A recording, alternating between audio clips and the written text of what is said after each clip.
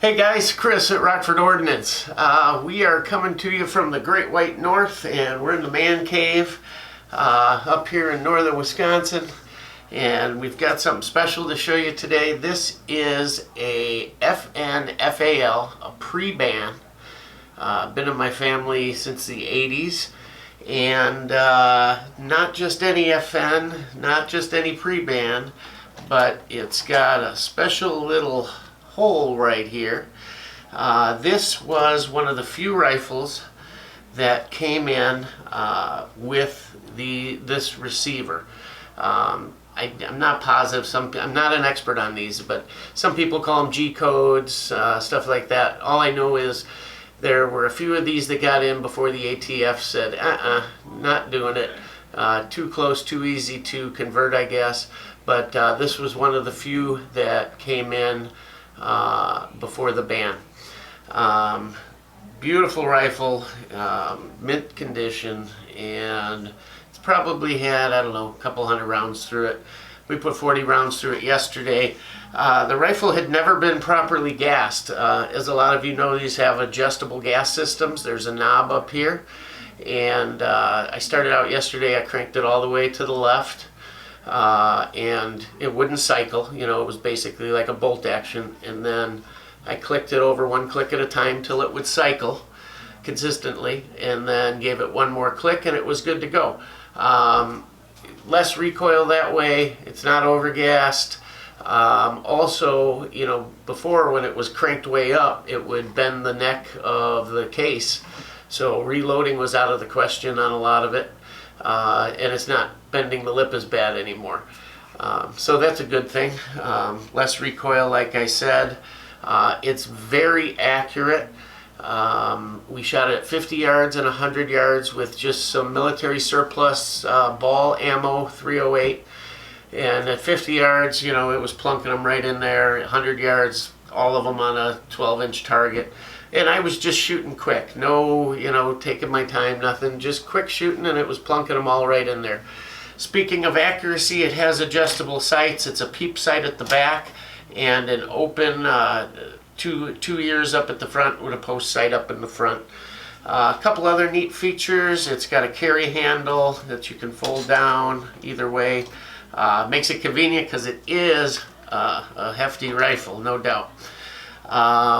As far as the furniture goes, it's a polymer furniture. This is what came on it, but it's heavier than a polymer.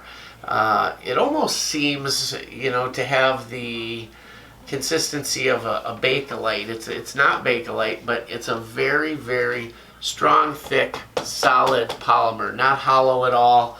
Rubber butt plate on the back.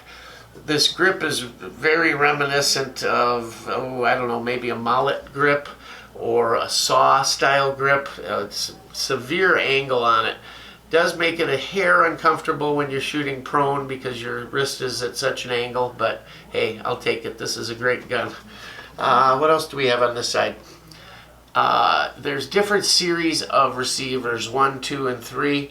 1 and 2 both have lightning cuts. You'll see that they took a lot more out of the forging or casting in some cases, and they'll do a lightning cut here on the mag well on the first two series receivers. This has no lightning cuts, supposedly stronger for you know, the sustained full automatic fire. Again, this is a semi-auto gun, but that was the idea behind it. 20 round box mags, kind of neat. There's a release right here. Release it with your thumb and it rocks out, kind of like an AK where it rocks in. You put the front in, rock it back. What's kind of neat and makes it easier than an AK is this mag well just comes down on the one side, so it kind of lines up the mag for you as you put it in. Real nice and easy. I mentioned the adjustable gas block. Your short stroke piston is contained up in the fore end here, and you can service it by taking this front cap off, and it all comes out that way.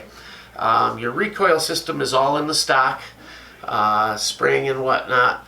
On the Paratrooper folding stock versions, they change that up. Obviously they have to, the stock folds, but they put the recoil spring and all in the receiver. This one happens to have a 21-inch barrel and what they call the long flash hider. I read somewhere, and maybe somebody can add something to it, that FN had an issue and there was a service bulletin. They replaced some of them with shorter ones, but this one has the original long flash hider. And this is exactly how this rifle came. It's got a folding bipod with spiked legs. What's neat is it folds up and it's absolutely integral into this forend and doesn't get in the way. It folds up into these cuts here, and the feet wrap around, and it's really comfortable. I'll show you. You just have to be careful not to scratch the forend when you put it up there. Not that anybody using this for intended purposes would care, but it's kind of a collectible rifle, so I like to keep it nice. But you can see it folds up really nicely right in there and works real well.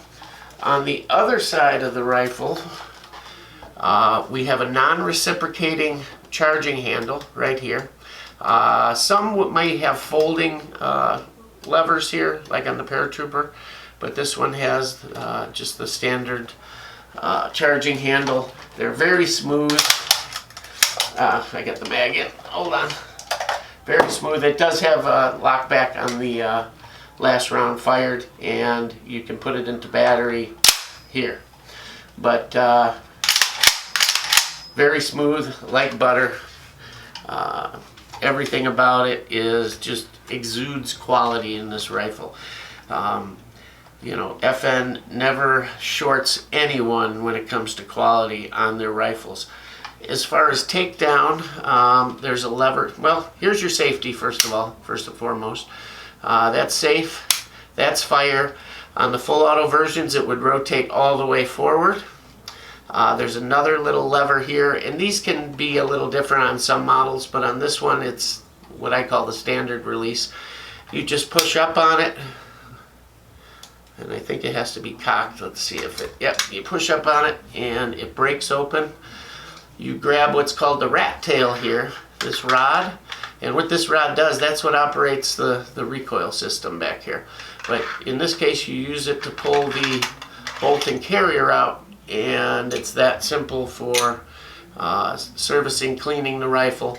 And this top cover, you just slide out like so, and that comes all the way out. It's a bit hard of pain in the neck to line up, so I'm not going to do it here, but gives you full access to your whole receiver for cleaning.